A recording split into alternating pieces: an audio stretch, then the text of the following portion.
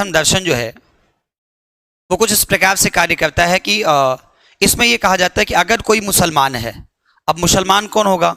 कोई ऐसा व्यक्ति जो ईश्वर को मानता है, ईश्वर में अल्लाह को मानता है। कोई ऐसा व्यक्ति जो ईश्वर में अल्लाह को मानता है। और अल्लाह को ही क्यों मानता है? क्योंकि ऐसा बताया जाता है कि हजरत मोहम्मद साहब को जब सबसे पहले ज्ञान प्राप्त हुआ तो उस ज्ञान को जब उन्होंने अपनी पत्नी को, हजरत मोहम्मद साहब ने जो उनको अल्लाह से ज्ञान प्राप्त हुआ था, वो ज्ञान सबसे पहले उन्होंने अपनी पत्नी को ही देने का काम किया था। और जो ज्ञान उन्होंने अपनी पत्नी को दिया था उसमें यह बताया गया कि संपूर्ण संसार में जो सर्वशक्तिमान के तौर पे देखा जाए तो केवल और केवल अल्लाह है। उनका यह मानना है कि संपूर्ण ब्रह्मांड में केवल अल्लाह ही पूजनीय है। तो ऐसे लोग जो अल्लाह को स्वीकार करते हैं, अल्लाह को मानते हैं, पैगंबर साहब में विश्वास करते हैं, कलमा पढ़ते हैं, उनको मुसलमान कहा जाता है। अब अगर कोई इस्लाम को मानने वाला सच्चा मुसलमान है तो उसके लिए 5 आधार स्तंभ बताए जाते हैं। अगर कोई इस्लाम को मानने वाला सच्चा मुसलमान है तो उसके लिए 5 आधार स्तंभ जीवन में बताए जाते हैं। इसमें जो पहला आधार स्तंभ होता है वो क्या कहलाता है? वो कहलाता है ईमान। ईमान का अर्थ है कि केवल और केवल अल्लाह को छोड़कर कोई और दूसरा व्यक्ति पूजनीय नहीं है, अल्लाह ही केवल पूजनीय है। पैगंबर साहब हैं जिनको उपदेश उन्होंने दिया, जिसको उन्होंने ज्ञान दिया, तो पैगंबर साहब में विश्वास करे, कलमा पढ़े, वही उनका क्या है? ईमान है।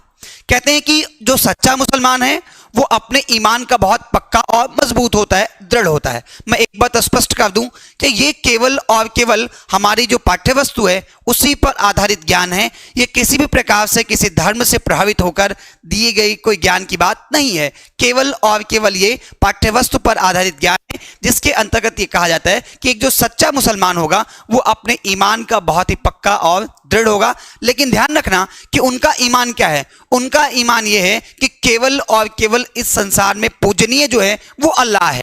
अल्लाह का जो पैगंबर है, मोहम्मद साहब हैं, उनके ऊपर विश्वास करना और कलमा पढ़ना, ये इनका पहला आधार स्तंभ होता है। जहां तक दूसरे आधार स्तंभ की बात की जाए तो इसमें कहा जाता है कि नमाज पढ़ना। इनका किसी मुसलमान होने का जो दूसरा आधार स्तंभ है उसको कहते हैं नमाज पढ़ना। अब एक सच्चा मुसलमान दिन में 5 बार नमाज की अदायगी करता है। कितनी बार? एक सच्चा मुसलमान दिन में 5 बार नमाज की अदायगी करता है। अगर इन 5 के विषय में बात किया जाए तो इनको अलग अलग नाम दिया गया है। 5 को अलग अलग नाम दिया गया। तो सबसे पहले प्रातः काल की जो नमाज होती है उसको फजर कहा जाता है। प्रातः काल की नमाज को फजर कहा जाता है। जो मध्याह्न की नमाज होती है उसको जोहर कहा जाता है। जो दोपहर की नमाज होती है, दोपहर के बाद की नमाज होती है, उसको असर कहा जाता है।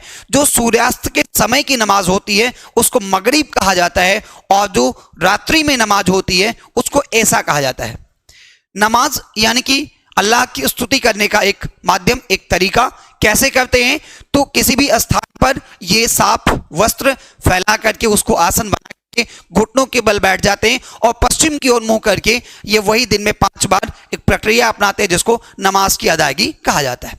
तो ये नमाज जो है ये किसी सच्चे मुसलमान होने के जीवन का दूसरा आधार स्तंभ होता है। जहां तक तीसरे आधार स्तंभ की बात किया जाए तो तीसरा आधार स्तंभ कहा जाता है रोजा। तीसरा आधार स्तंभ क्या होता है? रोजा। रोजा कब रखा जाता है? तो कहा जाता है कि पवित्र माह रमजान का जो है उसमें ये लोग रोजा रखने का काम करते हैं। रोजा क्यों रखते हैं? क्योंकि ये माना जाता है कि अल्लाह जब हजरत मोहम्मद साहब को ज्ञान दे रहे थे उस दौरान कुल मिलाकर एक पूरे माह का समय लगा था। उसी को माह, पाके माह रमजान कहा जाता है। और रमजान के माह में रोजा रखे जाते हैं। रोजा जो है सूर्योदय से लेकर सूर्यास्त तक होता है। यानी कि सूर्योदय के पहले ये कुछ भी खा पी सकते हैं और सूर्यास्त के बाद भी ये कुछ भी खा पी सकते हैं। सूर्योदय से लेकर सूर्यास्त के बीच में इस्लाम को मानने वाले जो मुसलमान हैं अगर वो रोजा रखते हैं तो वो अन्न जल कुछ भी ग्रहण नहीं करते हैं। जब पवित्र माह रमजान की समाप्ति होती है तो वो क्या करते हैं? चांद देख करके ईद का त्योहार मनाते हैं। इसीलिए कई बार कहा जाता है कि आप तो ईद के चांद हो गए, क्योंकि उसका इंतजार बड़ी बेसब्री के साथ किया जाता है। इनका जो अगला आधार स्तंभ है उसको कहा जाता है जकात। जकात क्या है? जकात एक प्रकार का धार्मिक दान होता है। कहा जाता है कि अगर कोई सच्चा मुसलमान है, यानी कि मुसलमान ऐसा है जो इस्लाम को मानता है और विश्वास करता है पूर्ण रूप से, तो उसे क्या करना होता है? साल के अंत में उसे अब पूरे साल के अंत में अपनी कमाई का 2.5% 2.5% उसे क्या करना होता है? दान करना होता है। दान किसे करना होता है?